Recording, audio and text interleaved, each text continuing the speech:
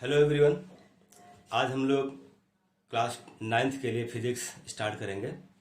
NCERT physics, जिसका chapter 8 होगा motion. ठीक है, तो मोशन है क्या, पहले हम लोग इसको जान लेते हैं, इसके बारे में फिर हम लोग बात करते हैं।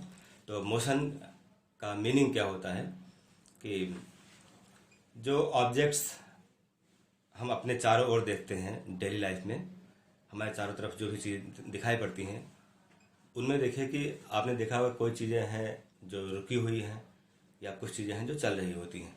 ठीक है, जो चल रही हैं मतलब मोशन में है, और जो रुकी हुई हैं वो मोशन में नहीं है, रेस्ट में है वो। तो मोशन को अगर आपको डिस्क्राइब करना हो तो क्या बताएंगे कि मोशन है क्या, या जो ऑब्जेक्ट्स होते हैं उनके कितने स्टेट होते हैं। तो ऑब्जेक्ट्स जो होते हैं उनके दो स्टेट होते हैं, जिससे हमने कहा कि जो हमारे सराउंडिंग में चीज़ें हैं जो हमारे चारों तरफ उपस्थित है, जिसको हम डेली लाइफ में देखते हैं, सुनते हैं, यूज करते हैं। ठीक है, तो ये चीज़ें क्या हैं, ये दो स्टेट में होती हैं, या तो चल रही होती हैं मोशन में होती हैं, या रुकी होती हैं मतलब रेस्ट में होती हैं। इसके अलावा कोई तीसरा पोजीशन नहीं है। हाँ, मोशन में है तो स्लो मोशन में है या फास्ट मोशन में है वो अलग बात है, लेकिन है तो मोशन में ही, चल रही हो ऑब्जेक्ट तो रुकी नहीं है। लेकिन जो रुका हुआ है वो चल नहीं रहा है। दो ही स्टेट हमारे पास हैं, एक है मोशन, दूसरा है रेस्ट। तो रेस्ट और मोशन ये दो ही स्टेट होते हैं जिसमें ऑब्जेक्ट रह सकती है, कोई तीसरा कंडीशन नहीं होता। तो हम लोग आज स्टडी करेंगे कि जो बॉडीज़ की जो स्टेट्स हैं, चाहे मोशन की हो और चाहे रेस्ट की हो, उनको हम लोग डिस्क्राइब करेंगे, कब मोशन में कहेंगे और कब रेस्ट में कहेंगे। ठीक है, ओके। तो हम लोग अब देखते हैं कि स्टेट ऑफ ऑब्जेक्ट्स जो बताया मैंने कि दो टाइप के होते हैं। फर्स्ट है स्टेट ऑफ मोशन, दूसरा है स्टेट ऑफ रेस्ट। तो स्टेट ऑफ रेस्ट क्या है, मोशन क्या है, इसको हम लोग देखते हैं। पहले लेते हैं स्टेट ऑफ मोशन कि कौन से ऑब्जेक्ट मोशन में होते हैं। कंडीशन क्या है उसके लिए, कंडीशन यह है कि if the position of any object changes with respect to reference point और एज टाइम पासेस। मीनिंग था कि यदि किसी ऑब्जेक्ट का पोजीशन रेफरेंस पॉइंट के रिस्पेक्ट में या टाइम के साथ चेंज हो रहा है तो वो ऑब्जेक्ट क्या है, मोशन में है। और अगर किसी ऑब्जेक्ट का पोजीशन रेफरेंस पॉइंट और टाइम या टाइम के साथ चेंज नहीं हो रहा है तो इसका अर्थ यह हुआ, इसका मीनिंग यह हुआ कि वो ऑब्जेक्ट रेस्ट में है, वो नहीं चल रहा है। ठीक है, कंडीशन क्या अप्लाई किया, हमने कहा with respect to reference point या विथ रिस्पेक्ट टू टाइम। तो रेफरेंस पॉइंट क्या है कि जब किसी ऑब्जेक्ट को हम लोग चेक करते हैं कि मोशन में है या रेस्ट में है तो किसी एक स्टैंडर्ड पॉइंट के रिस्पेक्ट में कंपेयर करते हैं। जैसे मान लीजिए कि हम घर से स्कूल निकलते हैं तो घर हमारा क्या हो गया, एक रेफरेंस पॉइंट हो गया। अब स्कूल के निकल लिए तो स्कूल तो बिना चले पहुंचेंगे नहीं, आप स्कूल जा रहे हैं तो आप मोशन में हैं, लेकिन जो आपका रेफरेंस पॉइंट है घर, घर के रिस्पेक्ट में आपका पोजीशन टाइम टू टाइम क्या है, चेंज हो रहा है। ठीक है, पोजीशन चेंज हो रहा है मतलब यह हुआ कि अगर आप अपने को मान ली एक ऑब्जेक्ट है तो ऑब्जेक्ट का पोजीशन रेफरेंस पॉइंट अर्थात आपके घर के रिस्पेक्ट में पोजीशन चेंज हो रहा है तो मोशन में है। हमने एक नाम और लिया टाइम। टाइम को हम रिवर्स कर नहीं सकते और न स्टॉप कर सकते हैं, टाइम तो पास होता रहेगा। तो जैसे हमने मान लिया कि आप स्कूल के निकलते हैं 8 बजे निकलते हैं, फिर 8:01 होगा, 2 मिनट होगा, सेकेंड वाइज मिनट वाइज बढ़ता रहेगा, तो टाइम तो पास हो रहा है। तो क्या टाइम के साथ ही साथ आपका पोजीशन भी चेंज हो रहा है? अगर टाइम के साथ आपका पोजीशन भी चेंज हो रहा है तो आप मोशन में हैं, या आप जिस बॉडी को मानते हैं मोशन में, सपोज किए हैं वो बॉडी मोशन में है, व्हीकल हो, ऑब्जेक्ट जो भी है। ठीक है, तो रेफरेंस पॉइंट हो और साथ ही साथ हम सराउंडिंग भी मान सकते हैं कि हमारा जो सराउंडिंग है उस सराउंडिंग के रिस्पेक्ट में, टाइम के रिस्पेक्ट में अगर आपकी पोजीशन बदल रही है तो आप मोशन में हैं। इसी के जस्ट अपोजिट हम रेस्ट की बात करते हैं कि अगर किसी बॉडी का पोजीशन रेफरेंस पॉइंट के रिस्पेक्ट में या टाइम के रिस्पेक्ट में चेंज नहीं हो रहा है, जैसे हमने कहा टेबल, घर की दीवार, छत, ठीक है, ऐसे कोई बिल्डिंग ले सकते हैं जो हमेशा परमानेंटली वो फिक्स है। तो टाइम तो पास हो रहा है, टाइम बदल रहा है, सुबह का 8 बजेगा, 9 बजेगा, 10 बजेगा, 12 बजेगा, टाइम तो पास हो रहा है, लेकिन टाइम के साथ ही साथ उस ऑब्जेक्ट का पोजीशन नहीं बदलता। अपने घर को ले लें, अपने स्कूल ले लें, हॉस्पिटल ले लें, सिनेमा हॉल, जो भी ले सकते हैं, जो जहाँ पर था सुबह वही शाम को रहता है, वही दोपहर रहता है, उसका पोजीशन चेंज नहीं होता। घर में क्लासरूम में टेबल आपने रखा, तो टेबल जहाँ पर आपने रखा था अगर आप चाहें तो चेंज कर दिए, जहाँ भी रखेंगे आपको वहीं मिलेगा, हर टाइम मिलेगा जब तक आप चेंज ना करें। मतलब क्या हुआ, टाइम बदल रहा है, रेफरेंस पॉइंट के रिस्पेक्ट में, टाइम के रिस्पेक्ट में उस ऑब्जेक्ट का जो पोजीशन है वो चेंज नहीं हो रहा है, तो ऑब्जेक्ट क्या है, वो रेस्ट में है। तो इस टाइप से हम लोग बॉडी को या किसी ऑब्जेक्ट के जो पोजीशंस हैं, जो उनके स्टेट्स है, उसको हम लोग डिफाइन कर सकते हैं। उसी के रूप में हम बोल सकते हैं कि जो ऑब्जेक्ट है मोशन में है या रेस्ट में है। अगर मोशन में है तो बॉडी का पोजीशन रेफरेंस पॉइंट और टाइम के रिस्पेक्ट में चेंज हो रहा है, और अगर बॉडी रेस्ट में है तो उस बॉडी का position with respect to reference point या टाइम के रिस्पेक्ट में चेंज नहीं हो रहा है, तो बॉडी रेस्ट में होगा। क्लियर? जैसे आप देख सकते हैं कि लिखा मैंने स्टेट ऑफ ऑब्जेक्ट्स, क्या है, state of motion, position of objects changed with respect to reference point और एज टाइम पासेस। एग्जाम्पल ले लिया मैंने, moving car, flying birds, aeroplane, helicopter, anything etcetera. In this case state of rest, ये क्या है, position of objects does not change with respect to reference point और as time passes. जिस time पे time pass हो रहा है या रेफरेंस पॉइंट के रिस्पेक्ट में जो पोजीशन है क्या है, डज नॉट चेंज, या चेंजेस। तो पोजीशन चेंज हो रहा है, चेंज नहीं हो रहा है। अगर चेंज हो रहा है पोजीशन तो बॉडी मोशन में है, और चेंज नहीं हो रहा है तो बॉडी रेस्ट में है। ठीक है, with respect to reference point and time. Okay, तो हम लोग देखते हैं, हमने कहा कि मोशन और रेस्ट, जो ऑब्जेक्ट्स हैं उनके दो स्टेट होते हैं, state of motion, state of rest. ठीक है, तो रेस्ट नहीं, हम लोग अब स्टार्ट करते हैं समथिंग अबाउट मोशन। जो ऑब्जेक्ट्स हैं उनके जो मूवमेंट हैं वो दो टाइप के होते हैं। उनमें मोशन दो टाइप का होता है, मतलब ऑब्जेक्ट तो मोशन में है लेकिन स्लो होगा, फास्ट होगा, या कुछ और। जैसे हमने यहाँ पर दो चीज़ बताया आपको, uniform motion and non uniform motion. Uniform motion पहले क्या होता है इसको देखिए। यूनिफॉर्म मोशन मतलब ये होता है कि अगर कोई ऑब्जेक्ट इक्वल टाइम में इक्वल डिस्टेंस कवर करता है तो वो एक यूनिफॉर्म मोशन में कहा जाएगा। जैसे हमने एग्जांपल लिया उसमें कि कोई ऑब्जेक्ट है, मान लीजिए कि वो चलना शुरू करता है स्टार्टिंग में, लेकिन जो फर्स्ट आवर है, एक घंटे में उसने मान लीजिए कि 10 या 20 मान लीजिए चलता है 20 किलोमीटर, एक घंटे कितना चला 20 किलोमीटर, तो जो 2 घंटा होगा उसमें फिर 40 हो जाए चलेगा। मतलब यह जो सेकेंड आवर था, दूसरा घंटा था, उसमें उसने 20 किलोमीटर और चला।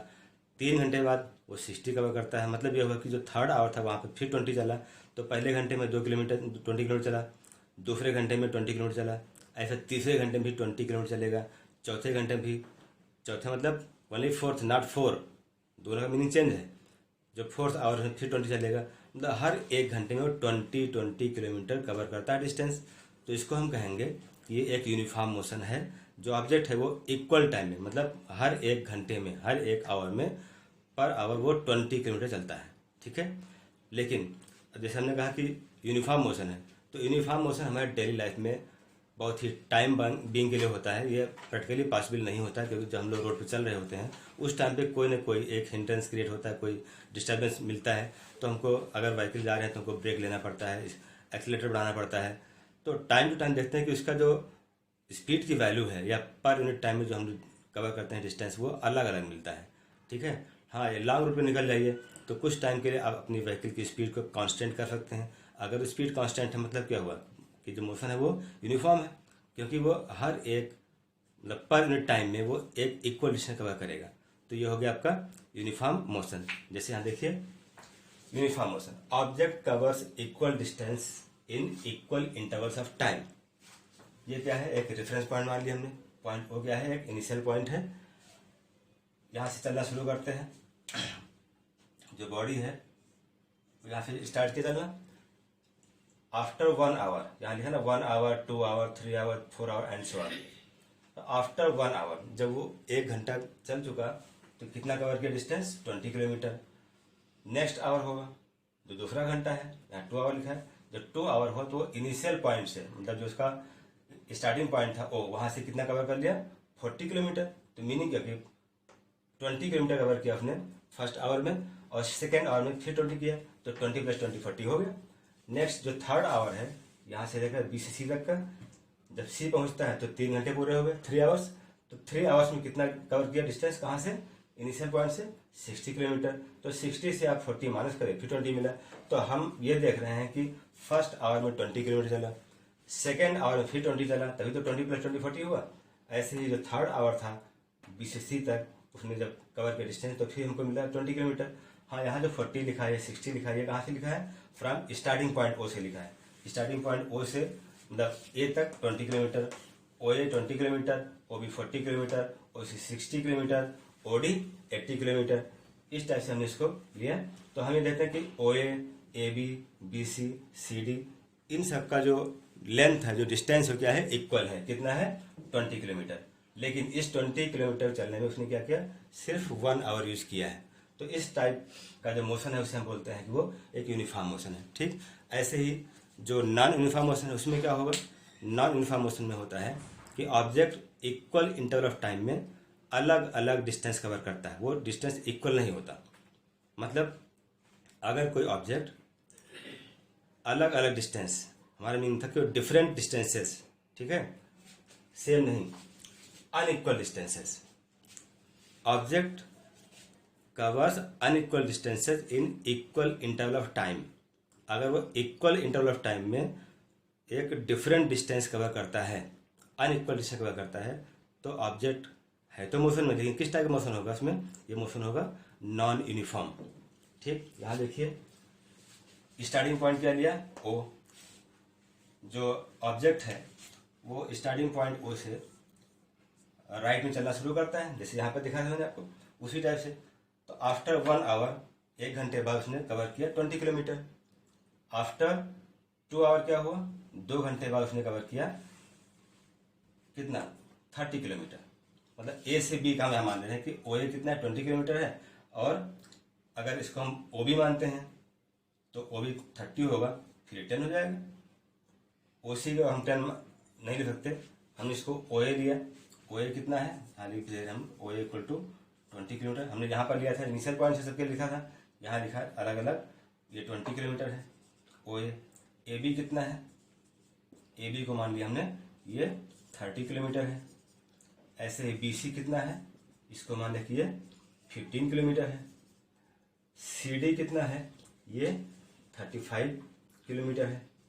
तो इसमें देखिए ओ से ए तक पहुंचने में टाइम कितना लगा, 1 आवर लगा।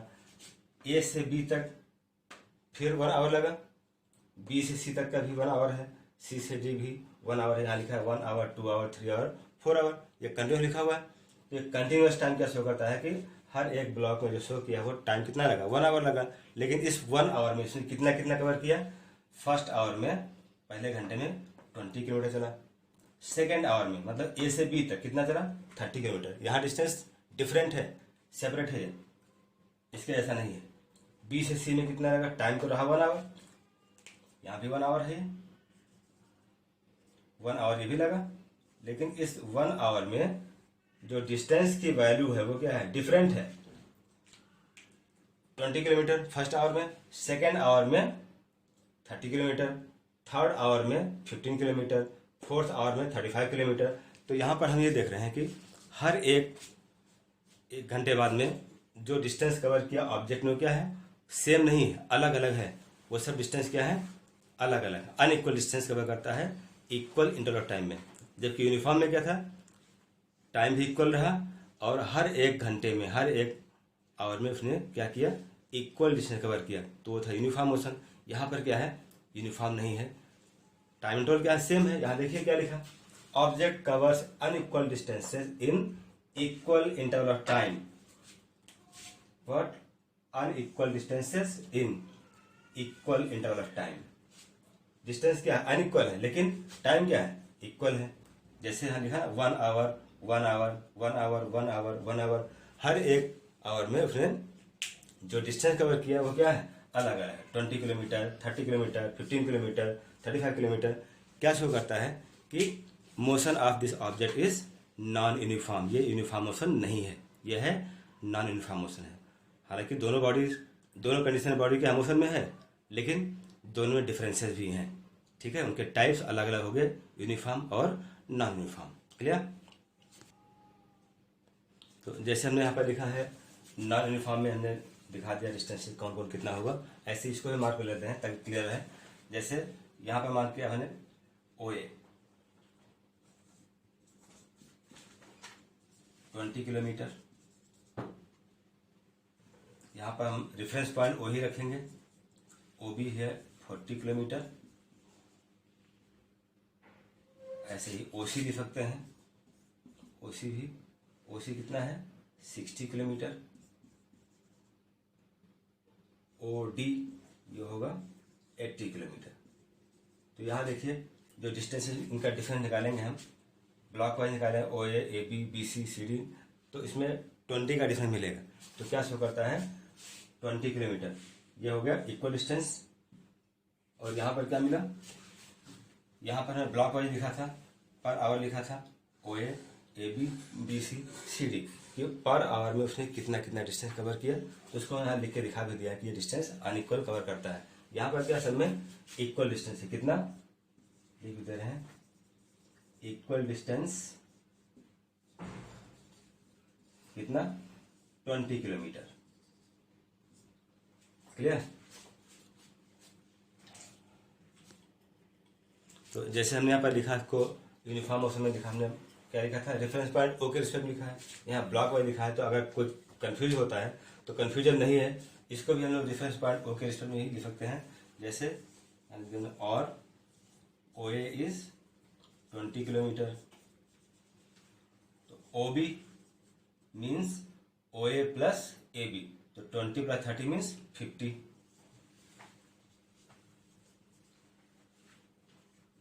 50 kilometre. OC means OB plus BC means 50 plus OB plus BC, mark कर दे यहाँ पर BC। OB means 50, BC means 15, it becomes 65 kilometre. OD, तो OD means OC plus CD, OC means 65 plus CD means 35, 100 kilometre. तो इसको हम लोग ऐसे भी मार्क कर सकते हैं। हाँ, पर आवर दिखाएंगे तो डिफाइन कैसे दिखा था, equal interval of time 1 hour दिखाया, तो हर एक आवर को हमने यहाँ पर मार्क किया था। फर्स्ट आवर में 20 किलोमीटर, सेकेंड आवर में 30 किलोमीटर, थर्ड आवर में 15 किलोमीटर, फोर्थ आवर में 35 किलोमीटर। हर एक घंटे में डिस्टेंस की वैल्यू क्या है, अनइक्वल है, तो ये नॉन यूनिफॉर्म था। ठीक है, ओके। तो अब लोग टॉपिक लेते हैं फिजिकल क्वांटिटीज। जो फिजिकल क्वांटिटीज हैं ये डिफरेंट टाइप्स के होते हैं। ये फिजिकल क्वांटिटीज हैं क्या, जो मटेरियल्स हमारे सराउंडिंग में हैं, जो हम लोग यूज करते हैं, देखते हैं। ये मटेरियल जो होते हैं वो अलग अलग टाइप के होते हैं, जिनकी अपनी एक फिजिकल प्रॉपर्टी होती है। ठीक है, वो प्रॉपर्टी जिसका हम मेजरमेंट कर सकते हैं। ठीक है, उन्हें बोलेंगे फिजिकल क्वांटिटीज। अब फिजिकल क्वांटिटीज में क्या क्या आते हैं, जैसे इसको दो पार्ट में डिवाइड किया गया। फर्स्ट है वेक्टर क्वांटिटी और दूसरा होता है स्केलर क्वांटिटी। ठीक है, तो वेक्टर क्वांटिटी क्या होता है और क्या होता है scalar quantity. Vector quantities are those physical quantities having magnitude as well as direction. Vector quantity वो होते हैं जिसमें मैग्नीट्यूड के साथ डायरेक्शन भी होता है, मतलब उनकी जो वैल्यू होती है वो सब डिपेंड करता है डायरेक्शन पर। जैसे हमने कहा फोर्स, अगर किसी बॉडी पर हम फोर्स अप्लाई करें तो बॉडी पर जो अप्लाइड फोर्स है अगर वो उसके बॉडी के मूवमेंट के लिए पर्याप्त है, एनफ है, तो बॉडी अप्लाइड फोर्स के डायरेक्शन में मूव करेगा। तो फोर्स कितना अमाउंट का आपने अप्लाई किया है बॉडी पर, मान लिया 10 न्यूटन अप्लाई कर दिया, तो 10 न्यूटन फोर्स क्या हुआ ये बताएगा मैग्नीट्यूड। लेकिन जो फोर्स आपने अप्लाई किया किसी ऑब्जेक्ट पर, उस अप्लाइड फोर्स से जो ऑब्जेक्ट है मूव कर रहा है किधर, in the direction of applied force. जिस डायरेक्शन में आपने बॉडी पर फोर्स अप्लाई किया था बॉडी उसी डायरेक्शन में मूव करता है। कंडीशन क्या है, if applied force is enough for the movement of the body. अगर जो फोर्स आपने अप्लाई किया है उस बॉडी को चलने के लिए, मोशन में आने के लिए पर्याप्त है, तो बॉडी किधर मूव करेगी? जिस डायरेक्शन में आपने फोर्स अप्लाई किया था। ठीक, तो फोर्स क्या हुआ? एक फिजिकल क्वांटिटी है, लेकिन किस टाइप का है? वेक्टर क्वांटिटी है ये। ठीक है, ऐसे ही हम कहें weight, weight of any body, किसी बॉडी का, किसी ऑब्जेक्ट का वेट। वेट क्या है? वेट एक तरह से फोर्स है। वेट क्या है? फोर्स है, फोर्स अट्रैक्शन है। ठीक है, किसी ऑब्जेक्ट को, किसी बॉडी को अर्थ जिस फोर्स से अपने सेंटर की ओर अट्रैक्ट करता है, वही फोर्स उस बॉडी का वेट होता है। तो जो अर्थ है हमारा, बॉडी किधर अट्रैक्ट करता है? नीचे की ओर, वर्टिकली डाउनवर्ड, तो उसका एक डायरेक्शन हो गया, डाउनवर्ड डायरेक्शन हो गया। तो वेट भी हमारा क्या है? एक तरह से वेक्टर क्वांटिटी है, क्योंकि हमने कहा कि किसी बॉडी का वेट अगर 20 kg वेट है, तो 20 kg वेट तो हो गया उसका मैग्नीट्यूड, लेकिन जो हमने कहा डायरेक्शन है, किधर? Towards downward. Earth attracts each one body towards its centre. पृथ्वी हर एक बॉडी को अपने सेंटर की ओर अट्रैक्ट करता है, तो डायरेक्शन क्या मिला? डाउनवर्ड मिला। तो यहाँ भी डायरेक्शन भी है और मैग्नीट्यूड भी है। तो ऐसे ही हम लोग बहुत से एग्जाम्पल ले सकते हैं। ठीक है, ठीक। दूसरा टाइम बताया मैंने स्केलर क्वांटिटी, जो फिजिकल क्वांटिटी, इसके दो पार्ट है। पार्ट 1 क्या है? Vector quantity. पार्ट 2 क्या है? Scalar quantity. तो अब स्केलर को देखते हैं क्या होता है। स्केलर क्वांटिटी क्या है? स्केलर क्वांटिटीज कौन सी क्वांटिटी होती हैं? The physical quantities having only magnitude and no direction. ये ऐसी फिजिकल क्वांटिटी होती है, वो डायरेक्शन पर डिपेंड नहीं करता। जैसे हमने कहा डिस्टेंस। डिस्टेंस क्या है? एक पॉइंट से दूसरे पॉइंट का जो डिस्टेंस, जो लेंथ है, पाथ लेंथ है, एक्चुअल लेंथ, वो हो गया उसका डिस्टेंस। लेकिन इस मेजरमेंट को हम लोग अगर कंपेयर करें, अटैच कर दें डायरेक्शन के साथ में, तो डायरेक्शन का कोई इफेक्ट नहीं पड़ता। अगर हमें किसी लॉग की लेंथ लेनी है, तो उसका लेंथ अगर 5 मीटर दिया, तो 5 मीटर आप चाहे नॉर्थ डायरेक्शन मेजर करें, साउथ में मेजर कर लीजिए, ईस्ट में, वेस्ट में, अपवर्ड, डाउनवर्ड, उसका जो मेजरमेंट होगा वो 5 मीटर ही रहेगा। 4 मीटर रहेगा, 10 मीटर, जो भी था वही रहेगा। डायरेक्शन चेंज करने से कोई इफेक्ट नहीं पड़ता। तो स्केलर क्वांटिटी है। ऐसे ही हम कहें कि मास क्या है? मास अलग है और वेट अलग है, दोनों डिफरेंट क्वांटिटीज हैं, सेम नहीं होते हैं। Mass means the material content consist in the body.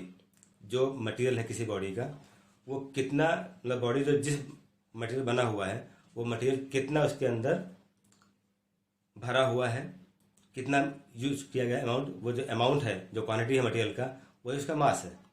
तो मास जो यूज किया बॉडी को बनाने में, वो बॉडी जो बनेगा उसका मास जो भी है डायरेक्शन से बिल्कुल डिस्कनेक्ट है। डायरेक्शन कोई भी हो, आप किसी चीज़ को बना रहे हैं, जो मटेरियल आपने यूज किया बनाने में, उस मटेरियल को आप यूज करते रहिए, चाहे डायरेक्शन आप कोई भी ले लीजिए, वो बॉडी बनेगा, उसी मटेरियल बनेगा।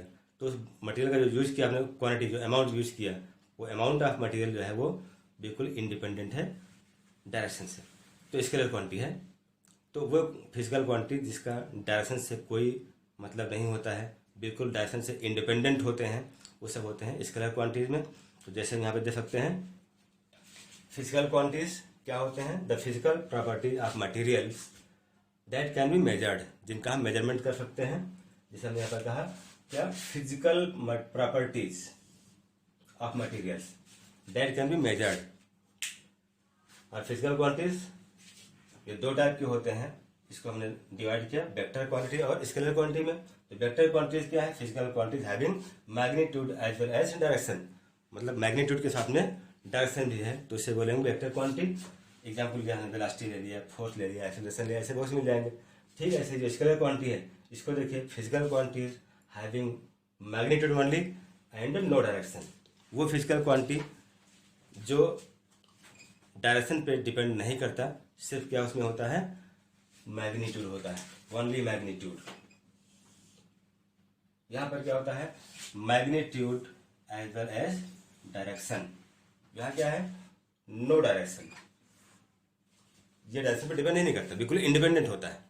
तो जो फिजिकल क्वांटिटीज डायरेक्शन पे डिपेंड करते हैं, मैग्नीट्यूड दोनों में रहेगा, लेकिन मैग्नीट्यूड के साथ में अगर डायरेक्शन भी है तो वेक्टर क्वांटिटी है, और वो फिजिकल क्वांटिटी जिसमें मैग्नीट्यूड तो है लेकिन डायरेक्शन से बिल्कुल इंडिपेंडेंट होता है, उसे बोलते हैं स्केलर क्वांटिटीज।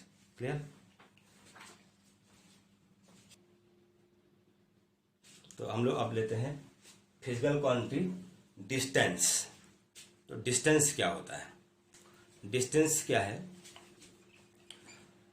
मान लेते हैं कि कोई ऑब्जेक्ट है, कोई बॉडी है, वो एक पॉइंट ए से चलना स्टार्ट करता है और कुछ टाइम बाद बॉडी कहाँ पहुँचता है? पॉइंट बी पहुँचता है। तो पॉइंट ए से बी तक पहुँचने में उसने कौन कौन सा पाथ कहाँ कहाँ टर्न लिया, कोई ज़रूरी नहीं है कि स्ट्रेट गया हो भी सकता है और नहीं भी। जैसे आप अपने एग्जाम्पल मान लेते हैं कि आप स्कूल के लिए निकले घर से, तो घर से जब निकलते हैं तो कोई ज़रूरी नहीं कि आपका घर और स्कूल एक स्ट्रेट पाथ पे हो। आप टर्न लेते हैं, लेफ्ट टर्न हुए, राइट टर्न हुए, स्ट्रेट गए, फिर टर्न हुए। तो कई बार हम लोग टर्न होते हैं और टर्न होते होते कहाँ पहुँचते हैं? स्कूल पे। तो हमने कुल कितना डिस्टेंस कवर किया उसे बोलेंगे एक्चुअल लेंथ या पाथ लेंथ। जो टोटल पाथ लेंथ है, ठीक है, जो पाथ लेंथ है टोटल आपने कवर किया है उसे बोलेंगे डिस्टेंस। ठीक है, जैसे distance when an object goes from point A to point B then actual और total path length covered by object is said to be distance. यहां पर हमने क्या यूज किया? एक्चुअल और टोटल पाथ लेंथ, कुल कितना आपने डिस्टेंस कवर किया है, कहाँ कहाँ टर्न हुए, जितना टर्न हुए, कहीं 1 किलोमीटर, कहीं आधा किलोमीटर, कहीं कुछ, जो भी टर्न हुए, जितना आपने टर्न किया वो हर एक पाथ लेंथ हम लोग टोटल कर लेंगे। जो मिलेगा टोटल पाथ लेंथ वो होगा डिस्टेंस कवर्ड। तो उसको हम लोग क्या करेंगे? कहेंगे वो एक एक्चुअल पाथ लेंथ है या टोटल पाथ लेंथ है। जैसे हमने यहाँ पर एग्जाम्पल लिया कि पॉइंट ए है, इस पॉइंट से कोई ऑब्जेक्ट चलना शुरू किया, ये चला। अब इसका पाथ कुछ इस टाइप से जिगजैग पाथ है, कोई स्ट्रेट पाथ नहीं है। ए से चलना शुरू किया और कहाँ पहुँचता है? कुछ टाइम बाद पहुँचता है पॉइंट बी पर। तो पॉइंट बी पर जब पहुँचेगा तो उसने जो भी टाइम लिया उससे मतलब नहीं, लेकिन कुल कितना लेंथ उसको कवर करना पड़ा वो क्या होगा? एक्चुअल पाथ लेंथ होगा। उसी को हम लोग बोलेंगे वो डिस्टेंस है। हमने यहाँ पर मार्क भी किया डिस्टेंस क्या है? A B. लेकिन ए बी का मीनिंग हमारा यहाँ पर इस ए को बी से ज्वाइन करने का नहीं है। यहाँ भी लिखा है नॉट शॉर्टेस्ट पाथ। अगर ए को बी से ज्वाइन कर दिया तो क्या हो गया? इसे बोलेंगे शॉर्टेस्ट पाथ। लेकिन इसने कई बार कहीं टर्न लिया, कहीं कहीं टर्न लिया, जहाँ भी टर्न लिया है उस सारे टर्न को हम लोग काउंट कर लेंगे, ऐड कर लेंगे। तो कुल कितना आपने डिस्टेंस कवर किया वही क्या होगा? जो पाथ लेंथ है वो डिस्टेंस बन जाएगा। ठीक है, ठीक। ऐसे ही नेक्स्ट टॉपिक लेते हैं डिस्प्लेसमेंट। अब डिस्प्लेसमेंट क्या होता है? जो डिस्प्लेसमेंट है वो क्या है? एक शॉर्टेस्ट पाथ है। यहाँ पर हम इस चीज़ को काउंट नहीं करते हैं कि आपने कुल कितना डिस्टेंस कवर किया, कुल कितना आपने चला, ये नहीं। आपने जो डिस्टेंस कवर किया है उसमें हम लोग देखते हैं कि इनिशियल पॉइंट क्या है, फाइनल पॉइंट क्या है। इनिशियल पॉइंट का मतलब हमारा है स्टार्टिंग पॉइंट है, और जहाँ पर आप अपना ट्रैवलिंग फिनिश करते हैं, एंड करते हैं, वो क्या हुआ? फाइनल पॉइंट हुआ। जिसे हमने यहाँ पर मार्क किया था पॉइंट ए टू बी। तो पॉइंट ए टू बी क्या है? पॉइंट ए क्या है? इनिशियल पॉइंट है, ये स्टार्टिंग पॉइंट हो गया। पॉइंट बी क्या हो गया? फाइनल पॉइंट हो गया। तो इनिशियल पॉइंट फाइनल पॉइंट को अगर हम डायरेक्टली ज्वाइन कर दें तो क्या मिलेगा? शॉर्टेस्ट पाथ मिलेगा। तो जो शॉर्टेस्ट पाथ है उसे बोलते हैं डिस्प्लेसमेंट। क्या देखिए, the shortest path covered by an object. यहाँ पर ये चीज इंपॉर्टेंट था। Shortest path covered by an object is said to be displacement. It is vector quantity. The SI unit of displacement is also meter. यहाँ देखिए जो distance बताया था ना, वहाँ पर क्या था? दोनों का जो SI यूनिट है मीटर ही होता है। जो डिस्टेंस है, डिस्टेंस क्या है? एक स्केलर क्वांटिटी है। वो डिस्टेंस कभी भी डायरेक्शन पर डिपेंड नहीं करता। आप कहाँ कहाँ टर्न लिए थे, किधर गए थे, उससे मतलब नहीं है। लेकिन जो डिस्प्लेसमेंट है यहाँ पर क्या है? ये वेक्टर क्वांटिटी है। अगर ये वेक्टर क्वांटिटी है तो मैग्नीट्यूड तो रहेगा ही, साथ ही साथ इसका डायरेक्शन भी होगा। यहाँ पर जो डायग्राम बनाया ए टू बी पाथ लिया हमने, लेकिन इसमें देखिए पॉइंट ए को ज्वाइन कर दिया पॉइंट बी से, तो क्या शो करेगा? एक शॉर्टेस्ट पाथ शो करेगा। इसी को हम बोलेंगे डिस्प्लेसमेंट। क्या है? डिस्प्लेसमेंट, जो कि शॉर्टेस्ट पाथ है।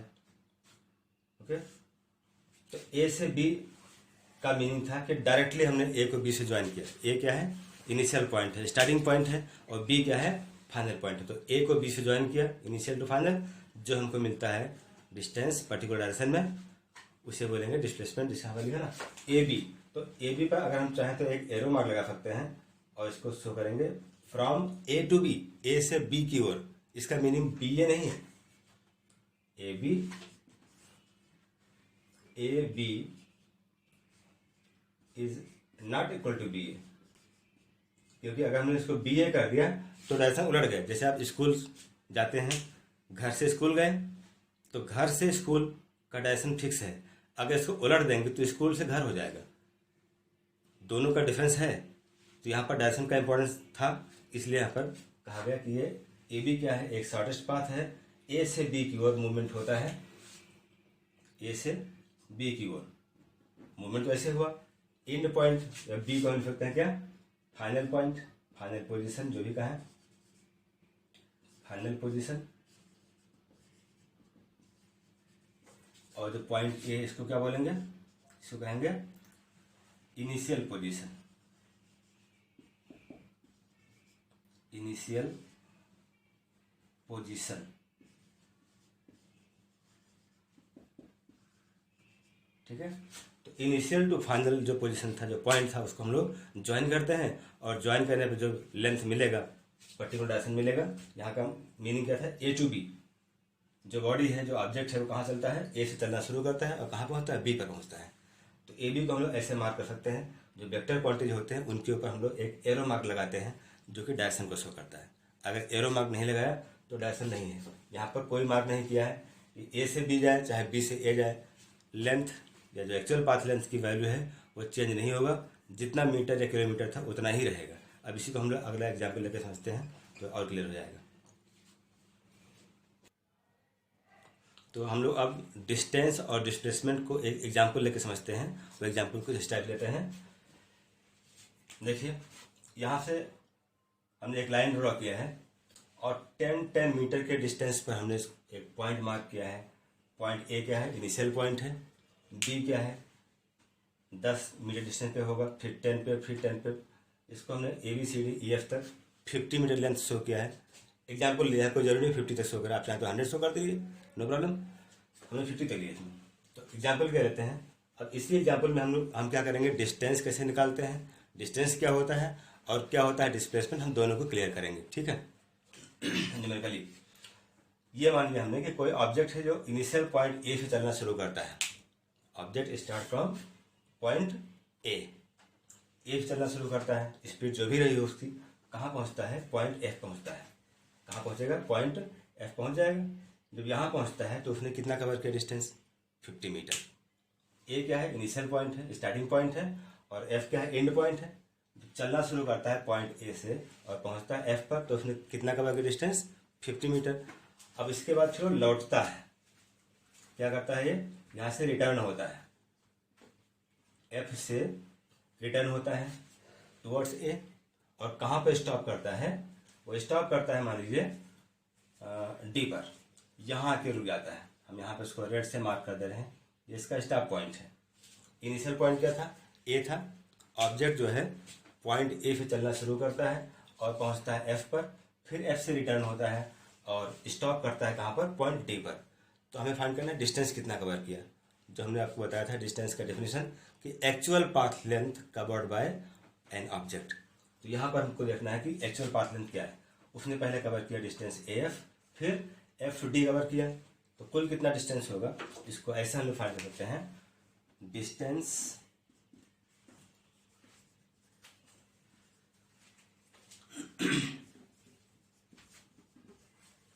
covered by an object equals to A to F। पहले A से F पे आया था, फिर F से रिटर्न हुआ तो कितना चला, F से D तक आया, FD। तो AF क्या है हमारा, AF हो गया 50 मीटर, 50 मीटर प्लस FD कितना हुआ, 10 प्लस 10 20 मीटर। ये सब जो गैप है, जो ब्लॉक्स हैं, वो कितने मीटर पे हैं, 10 का डिफरेंस था, तो 10 मीटर ये भी होगा, 10 ये भी होगा, तो 10 + 10 20, तो 20 मैंने यहाँ लिखा। तो 50 + 20 मीन्स इट बिकम्स 70 मीटर। तो 70 मीटर डिस्टेंस उसने कवर किया। तो ये हो गया एक्चुअल पाथ लेंथ या total path length covered by object. जो ऑब्जेक्ट है उसने कुल कितना डिस्टेंस कवर किया, कितना चलना पड़ा उसको, पहले AF चलना पड़ा, फिर FD चलना पड़ा। तो हमने AF की लेंथ 50 मीटर और FD की लेंथ 10 + 10, पहले F से E पर आएगा 10 मीटर, फिर E से D पर आएगा फिर 10 मीटर, तो 10 + 10 कितना हुआ, 20 हुआ, तो 20 लिख दिया मैंने इसको। तो इस टाइप से हमने ऐड किया तो क्या है 70 मीटर। तो ये 70 मीटर शो करता है टोटल पाथ लेंथ या एक्चुअल पाथ लेंथ, ये हो गया डिस्टेंस। क्लियर। और इसी एग्जाम्पल से हम लोग समझ सकते हैं कि जो डिस्प्लेसमेंट है, ये था डिस्टेंस, अब निकालते हैं डिस्प्लेसमेंट। वो क्या होगा, displacement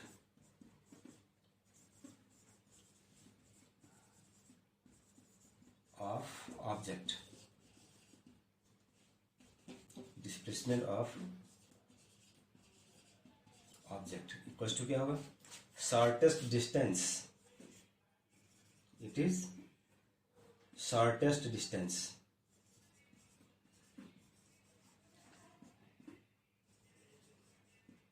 shortest distance means distance between initial and final points, distance between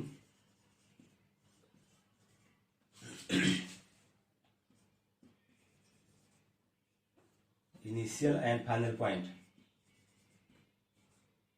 initial and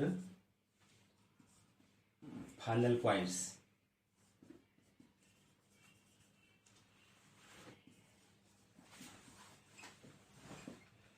ये क्या मिलेगा, D is final point and A is initial point. Initial to final means it is AD, initial point A, final point D. This is shortest distance. Object A से चलना शुरू किया था, पहले F पे गया, फिर लौट गया D पर, तो D क्या हो गया, फाइनल पॉइंट हो गया जहाँ पर स्टॉप किया, और जहाँ चलना शुरू किया वो क्या था, इनिशियल पॉइंट था, AD हो गया। AD means 10 + 10 + 10, 10 + 10 20 + 10 30। AD को हम चाहें तो ऐसे लिख सकते हैं क्या, AB + BC + CD भी लिख सकते हैं पार्ट वाइज। 10 + 10, इसको विथ यूनिट लिखें, 10 metre + 10 metre + 10 metre, now it becomes 30 metre.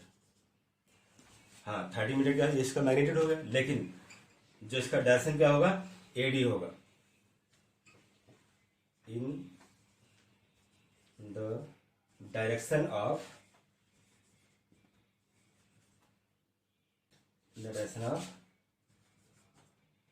AD, या इसको A to D, इसको हम लोग वेक्टर फॉर्म चाहे तो ऐसे लिख सकते हैं, AD कर दें, A से D की ओर, ना कि D से A की ओर। जिसका बताएं जो डिस्प्लेसमेंट होता है वो क्या है, एक वेक्टर क्वांटिटी है, तो इसमें मैग्नीट्यूड क्या होगा, 30 मीटर हो गया, और डायरेक्शन क्या होगा, A to D, A से D की ओर, ना कि D से A की ओर। तो इस टाइप से हम लोग इसको बाय कैलकुलेशन समझ सकते हैं कि डिस्टेंस क्या होता है और क्या होता है डिस्प्लेसमेंट। ये डिफरेंस है। हाँ दोनों का यूनिट सेम रहता है, दोनों मीटर में ही होते हैं, लेकिन फिजिकल क्वांटिटी में क्या है डिफरेंस, ये है कि एक स्केलर क्वांटिटी है डिस्टेंस और डिस्प्लेसमेंट क्या है वेक्टर क्वांटिटी। ठीक है, तो नेक्स्ट हमारा जो टॉपिक होगा फिजिकल क्वांटिटी स्पीड, फिर वेलोसिटी। तो पहले स्पीड देखते हैं क्या होता है। स्पीड मीन्स कोई ऑब्जेक्ट पर यूनिट टाइम में कितना डिस्टेंस कवर करता है। जैसे हमने मान लिया कि कोई कार है, उसका स्पीड क्या है 20 km/h है, या मानते हैं 50 km/h है, तो 50 km/h का मीनिंग क्या होगा कि वो कार व्हीकल जो भी है 1 घंटे में, 1 आवर में क्या 50 किलोमीटर डिस्टेंस कवर करेगा, ये इसका मीनिंग हुआ। 50 km/h मीन्स ऑब्जेक्ट और vehicle covers 50 kilometre distance in 1 hour. ये मीनिंग हुआ। तो इसी बेस पर हम इसको डिफाइन कर सकते हैं कि स्पीड क्या है, the distance covered by an object in per unit time. Unit time में कितना डिस्टेंस कवर किया वही उसका स्पीड होगा। ठीक है, अब स्पीड है तो कितना मीटर या सेंटीमीटर किलोमीटर जो भी दिया हो डिस्टेंस उसमें रखेंगे, पर सेकेंड या पर आवर लिखेंगे। हमने ऐसा यूनिट मान लिया, अगर ऐसा यूनिट लिखते हैं तो क्या लिखेंगे, मीटर पर सेकेंड लिखेंगे। जैसे हमने यहाँ लिखा speed, the distance covered by an object in per unit time is said to be speed of an object, it is scalar quantity and its SI unit is metre per second. तो SI unit क्या है इसका, metre per second है। ये quantity जो है scalar quantity होती है, मतलब इसमें मैग्नीट्यूड होगा लेकिन डायरेक्शन नहीं होगा। क्या है, distance covered by an object per unit time, SI unit metre per second, never be in negative sign. जो स्पीड होता है कभी नेगेटिव नहीं होता। क्यों, यहाँ पर देखिए डिस्टेंस भी जो है कभी नेगेटिव नहीं होता। जो डिस्टेंस है हमेशा पॉजिटिव होता है। तो डिस्टेंस ना नेगेटिव होता है और ना ही ये जीरो होता है। ठीक है, अगर डिस्टेंस जीरो हो गया तो स्पीड भी जीरो हो जाएगा। जीरो का समझेंगे जीरो। डिस्टेंस पॉजिटिव है तो स्पीड पॉजिटिव होगा। डिस्टेंस नेगेटिव होता नहीं है, इसीलिए क्या लिखा, speed never be negative. Speed की जो वैल्यू है जो हम लोग मेजर करते हैं अपने व्हीकल्स में, क्या लगा होता है, स्पीडोमीटर लगा होता है। जो ऑपरेटर्स यूज करते हैं व्हीकल्स में मेजरमेंट के लिए स्पीड के, तो स्पीड को मेजर करने के लिए जो ऑपरेटर्स यूज करते हैं, अप्लायंस यूज करते हैं, वो क्या है, स्पीडोमीटर है। तो स्पीडोमीटर जो हमारे व्हीकल्स में लगा होता है वो सिर्फ ये शो करता है कि व्हीकल किस डायरेक्शन में किस स्पीड से जा रही है। ये तो बताएगा स्पीड क्या है उसका, लेकिन किस डायरेक्शन जा रहा है वो डायरेक्शन शो नहीं करता। वो सिर्फ ये बता रहा है कि आपका जो व्हीकल है वो पर यूनिट टाइम में कितना डिस्टेंस कवर कर रहा है, ट्रेवल कर रहा है यूनिट टाइम में, बस। इसके अलावा कुछ और नहीं बताएगा। डायरेक्शन बारे में, डायरेक्शन कुछ भी हो उससे मतलब नहीं है। ठीक है, तो अगर डायरेक्शन बताता है तो वेलोसिटी हो जाता। यहाँ पर क्या है, स्पीड है। तो स्पीडोमीटर का सिर्फ इतना काम होता है कि व्हीकल का जो स्पीड है उसको शो करता है, मतलब यूनिट टाइम में उसने कितना डिस्टेंस कवर किया, ये हो गया स्पीड। ऐसे ही जो डिस्टेंस होता है उसको हम लोग जब मेजर करते हैं तो डिस्टेंस को मेजर करने के लिए यूज किया जाता है, उसका नाम है ओडोमीटर। जिसे हमने कहा speedometer. Speedometer speedometer speedometer measures speed and odometer measures distance. ये अप्लायंसेस के नाम हैं। तो कौन सा अप्लायंस क्या यूज मतलब मेजर करता है उसको बताया। स्पीडोमीटर क्या करता है, स्पीड को मेजर करता है, और जो ओडोमीटर है वो डिस्टेंस मेजर करता है। ठीक है, नेक्स्ट वेलोसिटी। वेलोसिटी क्या है, एक वेक्टर क्वांटिटी है। इसे बताया था पहले कि वेक्टर क्वांटिटी क्या होता है, उसमें एग्जाम्पल भी लिया था। तो वेक्टर क्वांटिटी अगर है ये तो वेलोसिटी क्या है, द रेट ऑफ, या ऐसे बोल सकते हैं इसको कि distance covered by an object per unit time in a given direction. अब यहाँ डायरेक्शन भी ऐड कर देंगे। जो स्पीड था इसमें हमने डायरेक्शन का नाम नहीं लिया, लेकिन यहाँ पर क्या बोलेंगे, the distance travel by an object per unit time in given direction. यहाँ डायरेक्शन जरूरी है। इससे to be velocity of an object, it is vector quantity. यहाँ क्या था, स्केलर क्वांटिटी था। The SI unit of velocity is meter per second.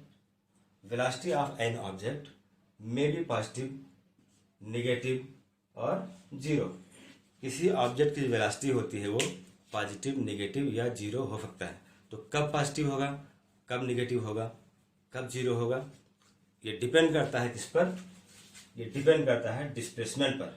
जो यहाँ पर डिस्प्लेसमेंट है इस पर डिपेंड करता है। ठीक है, जो डिस्प्लेसमेंट है ये वेक्टर क्वांटिटी था। तो डिस्प्लेसमेंट भी जो होता है वो पॉजिटिव है, पॉजिटिव भी हो सकता है, नेगेटिव भी हो सकता है और जीरो भी हो सकता है। तो डिस्प्लेसमेंट को हम लोग क्या मानेंगे, अगर पॉजिटिव मानते हैं डिस्प्लेसमेंट को तो डिस्प्लेसमेंट के पॉजिटिव होने पर जो वेलोसिटी होगा ऑब्जेक्ट का वो पॉजिटिव होगा। अगर डिस्प्लेसमेंट नेगेटिव है तो वेलोसिटी नेगेटिव होगा। और अगर डिस्प्लेसमेंट जीरो है, अगर ये जीरो है तो वेलोसिटी जीरो होगा। ये डिपेंड करता है साइन किस पर, ये डिपेंड करता है डिस्प्लेसमेंट पर। जो डिस्प्लेसमेंट है वो पॉजिटिव, नेगेटिव या जीरो क्या है उसके अकॉर्डिंग वेलोसिटी डिसाइड हो जाएगी, पॉजिटिव होगा या नेगेटिव होगा, जो भी होगा हम लोग दे सकते हैं। ठीक है, तो ये फार्मूला है। स्पीड इक्वल टू क्या लिखाना है, डिस्टेंस अपॉन टाइम। तो इसको भी एक फार्मूला बॉक्स में बंद कर दें, ये फार्मूला हो गया। अगर एवरेज स्पीड निकालना है तो कुल कितना डिस्टेंस कवर किया गया उसके अकॉर्डिंग हम लोग टोटल डिस्टेंस निकालेंगे, और टाइम जितना यूज किया गया वो टोटल टाइम ऐड कर लेंगे। टोटल डिस्टेंस को टोटल टाइम से डिवाइड कर देंगे, तब जो मिलेगा उसे बोलेंगे एवरेज स्पीड। ऐसे ही वेलोसिटी क्या है, डिस्प्लेसमेंट अपॉन टाइम था, ये फार्मूला है। अगर टाइम की वैल्यू हम लोग लेते हैं 1 तो पर यूनिट टाइम मिल जाएगा। 1 क्या है, सेकंड लेते हैं आप या मिनट लेते हैं, आवर लेते हैं, जो भी लेंगे उसी के अकॉर्डिंग इसको लिखेंगे। और एवरेज वेलोसिटी निकालना है तो इनिशियल वेलोसिटी फाइनल वेलोसिटी दोनों का सम करेंगे और 2 से डिवाइड कर देंगे तो मिल जाएगा एवरेज वेलोसिटी। ये हो गया आपका फार्मूला। अच्छा, नेक्स्ट टॉपिक हम लोग इसके बाद लेते हैं एक्सेलरेशन। तो ये टॉपिक हमारा क्या है, एक्सेलरेशन। एक्सेलरेशन क्या होता है, the rate of change of velocity. Velocity किस रेट से चेंज हो रहा है। मान लीजिए कोई ऑब्जेक्ट है, कोई व्हीकल है जो मोशन में है, तो उसका जो मूवमेंट हो रहा है पर यूनिट टाइम में उसकी वेलोसिटी कितना बदल रहा है, कितना चेंज हो रहा है, उसे हम बोलते हैं एक्सेलरेशन। और इसी नाम पर जो व्हीकल से उसमें एक पार्ट होता है जिसको बोलते हैं अप्लायंस को एक्सेलरेटर। जो एक्सेलरेटर वर्ड बना हुआ है इसका मीनिंग क्या है कि किसी व्हीकल के स्पीड को इंक्रीज करना, एक्सेलरेट करना, बढ़ाना। तो जो टर्म था एक्सेलरेशन, इसी को यूज करके बना दिया गया, जैसा नाम वैसा काम। क्या किया, इसको बोला गया एक्सेलरेटर। तो ये एक्सेलरेटर जितने व्हीकल्स हमारे हैं, मोटरसाइकिल जितने व्हीकल्स मोटर वाले होते हैं, उनमें क्या होता है एक अप्लायंस यूज किया गया, उसको बोलते हैं एक्सेलरेटर। तो एक्सेलरेटर लोग इंक्रीज करते हैं तो उस व्हीकल की स्पीड वेलोसिटी बढ़ती है, और अगर डिक्रीज करते हैं तो उसकी वेलोसिटी डिक्रीज होती है। तो यहाँ पर हम लोग टर्म ले रहे हैं क्या, एक्सेलरेशन। एक्सेलरेशन क्या है कि किसी ऑब्जेक्ट की जो वेलोसिटी है वो पर यूनिट टाइम में कितना इंक्रीज कर रहा है। अगर इंक्रीज कर रहा है तो उसको नाम देंगे एक्सेलरेशन। लेकिन अगर आप ब्रेक यूज कर लें या एक्सेलरेटर डाउन कर दें, तो एक्सेलरेटर डाउन करने से या ब्रेक यूज करने से क्या होता है, वेलोसिटी कम होती है। तो पर यूनिट टाइम में कितना कम हो रहा है, क्या, वेलोसिटी। तो वेलोसिटी अगर किसी ऑब्जेक्ट की कम हो रही है पर यूनिट टाइम में तो उसको बोलते हैं कि वो नेगेटिव एक्सेलरेशन है। इसी को हम लोग कहते हैं रिटार्डेशन भी कहते हैं इसको, इसी को डी एक्सेलरेशन भी कहते हैं। तो अगर किसी ऑब्जेक्ट का, किसी व्हीकल का जो वेलोसिटी है वो इंक्रीज कर रहा है तो क्या होगा, एक्सेलरेशन होगा। और अगर उसकी स्पीड मतलब वेलोसिटी उसकी जो है डिक्रीज कर रही है पर यूनिट टाइम में तो क्या होगा, डी एक्सेलरेशन, या इसे बोलते हैं रिटार्डेशन, और इसको हम लोग नेगेटिव एक्सेलरेशन भी बोलते हैं। तो किसी ऑब्जेक्ट, किसी मूविंग बॉडी का जो एक्सेलरेशन होता है वो पॉजिटिव, नेगेटिव या जीरो भी हो सकता है। अगर कोई बॉडी यूनिफॉर्म मोशन में है तो टाइम तो पास हो रहा है, लेकिन पर यूनिट टाइम में उसकी जो वेलोसिटी है वो ना डिक्रीज कर रही है और ना इंक्रीज कर रही है। तो मीनिंग क्या हुआ कि उस बॉडी का जो एक्सेलरेशन है वो जीरो है। रीजन क्या था, यहाँ देखिए क्या लिखा, the rate of change of velocity of an object is said to be acceleration, it is vector quantity. Vector quantity है। SI unit of acceleration is metre per second square. It may be positive, negative. अगर negative है तो उसको क्या बोलेंगे, retardation. इसी का दूसरा नाम भी है डी एक्सेलरेशन, और ये जीरो भी हो सकता है। ठीक, तो अगर किसी बॉडी का एक्सेलरेशन चेंज हो रहा है तो 3 टाइप की पॉसिबिलिटीज में है। क्या पॉसिबिलिटी है, पॉजिटिव होगा, निगेटिव होगा या जीरो। पॉजिटिव है मतलब इसमें एक्सेलरेशन है, और निगेटिव मतलब निगेटिव एक्सेलरेशन है। इसी को वर्ड दिया गया रिटार्डेशन या डी एक्सेलरेशन। और अगर बॉडी की जो वेलोसिटी चेंज नहीं हो रही है, मीनिंग क्या हुआ, body is moving in uniform motion. उसमें जो मोशन है, जो मूवमेंट है, वो क्या है, बिल्कुल कांस्टेंट रहता है, उसकी स्पीड कांस्टेंट रहती है, उसमें कोई चेंज नहीं होता। मतलब अगर 2 बजे बॉडी की स्पीड थी 30 किलोमीटर पर आवर, तो 3 बजे भी या 2:30 पर भी हर आने वाले टाइम पर उसकी स्पीड वही रहती है जो पहले था। तो क्या हुआ कि जो बॉडी है मोशन में, वो इक्वल डिस्टेंस, जैसे आपने पढ़ा था यूनिफॉर्म मोशन और नॉन यूनिफॉर्म मोशन, यहाँ पर वेलोसिटी क्या होगा, हर एक टाइम पर यूनिफॉर्म रहता है, तो इसको बोलेंगे हम लोग क्या है, यूनिफॉर्म वेलोसिटी इसको होगी। तो यहाँ पर एक्सेलरेशन 0 हो जाएगा। इस टाइप से अब हम लोग इसको थोड़ा सा और एलेबरेट करते हैं ऐसे। If an object starts to move with initial velocity u, ये मान लें कि कोई बॉडी है, कोई ऑब्जेक्ट है जो इनिशियल वेलोसिटी u से चलना शुरू करता है, और कुछ टाइम बाद, मान लिया टाइम कितना, 30 सेकेंड, क्या मान लिया, 30 सेकेंड बाद ये क्या है, इनिशियल वेलोसिटी है जिससे बॉडी चलना स्टार्ट करता है। 30 सेकेंड बाद उसकी वेलोसिटी क्या है, v हो जाती है।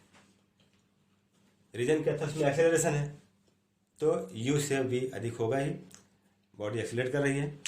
तो जो इसका डेफिनेशन था उसके अकॉर्डिंग क्या लिख सकते हैं, acceleration equals to change in velocity means final velocity minus initial velocity upon time interval. कितने टाइम में जो बॉडी की वेलोसिटी है वो u से v हुई है, उस टाइम से हम इसको डिवाइड कर देंगे तो क्या मिल जाएगा, एक्सेलरेशन का फार्मूला मिल जाएगा। तो इन्हीं सिंबल्स को जो यहाँ पर यूज किया गया है उसी को यूज करके इसको और सॉल्व करते हैं। तो जो एक्सेलरेशन इसको ए लिख दिया, यहाँ लिखा भी मैंने, where a equal to acceleration, तो ए इक्वल टू क्या, final velocity v, the velocity after some time is v, final velocity minus initial velocity u upon time t।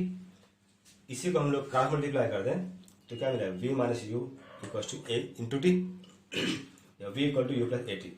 अब एक फार्मूला मिला v equal to u plus a t, इसको हम लोग एक और नाम देते हैं फर्स्ट इक्वेशन ऑफ मोशन। ठीक है, तो इस टाइप से हमको एक फार्मूला मिला v equal to u plus a t, जो डिपेंड था किस पर, एक्सेलरेशन पर। इसके अकॉर्डिंग हमने यहाँ तक क्लोज किया एक्सेलरेशन का, ये हो गया। अब क्या करना है हमको, जो चूँकि वीडियो लंबा हो रहा है, थोड़ा सा बहुत लेंदी ना होने पाए, अब क्या करना है, जितने टॉपिक पढ़ाए हैं इन टॉपिक्स को आप ठीक से बहुत ही केयरफुली पढ़िएगा।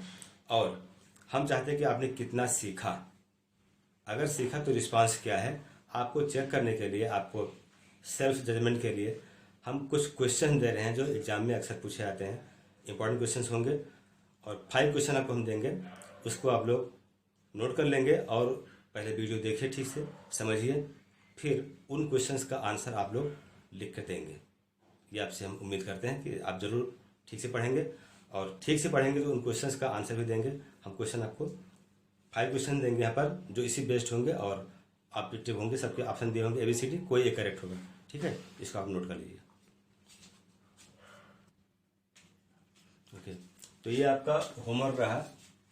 तो फर्स्ट क्वेश्चन है, a vector quantity has option A is direction, option B is magnitude, option C is both magnitude and direction, D none of these.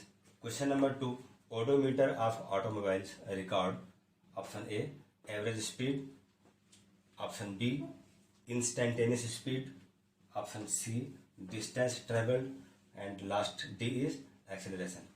Question number 3, the speedometer of car measures, option A average speed, B instantaneous speed, C acceleration, D none of these. Okay, तो 3 question ही आपके हो गए। 2 question अभी मैं और लिखता हूँ। ठीक है, तो ये आपका क्वेश्चन नंबर 4 है, the numerical ratio of displacement to distance for a moving object is, option A always less than 1, option B always equal to 1, option C always more than 1, and last option D is equal to और less than 1। And last question 5, particle is moving in a circular path of radius small r. The displacement after half a circle would be, option A 0, option B pi r, option C 2r, option D 2 pi r। तो ये आपके 5 questions हो गए as a homework. इसको आप लोग ठीक से पढ़ के आंसर दीजिएगा। ये पांचों क्वेश्चन के आंसर आप लोग कमेंट बॉक्स में लिख सकते हैं। और जो हमारा सेकंड पार्ट होगा वीडियो का, पार्ट 2 बनाएंगे, पार्ट 1 था, पार्ट 2 में इसका हम आंसर भी देंगे। ठीक है, तो आप लोग ठीक से पढ़िए और उसके बाद में जैसा भी रिस्पांस हो आप लिखिएगा ज़रूर। Okay, thank you.